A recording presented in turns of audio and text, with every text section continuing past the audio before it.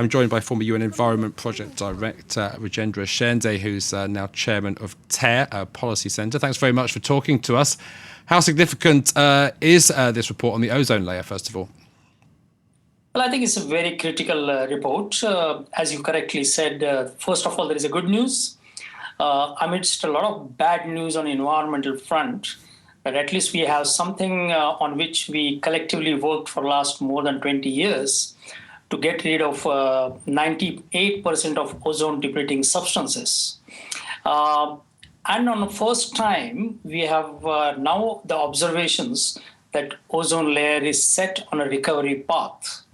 Earlier, we knew that ozone layer is not getting worse, but now we have observations from nearly 300 scientists and thousands of measurements which have been collected over the last 4 years from the observatories and the satellite images that ozone layer is really on a path of recovery, and we see some recovery already.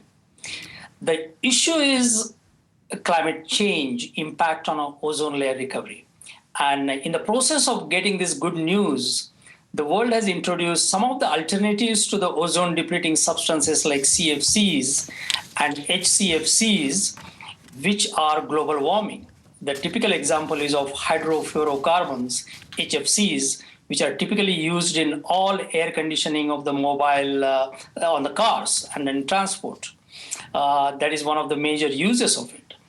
And those uses are continuing for more than about 7% increase every year.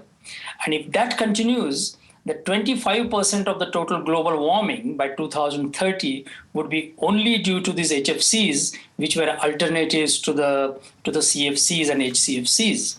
So we have to be on a track to make sure that we don't continue to increase the HFC use.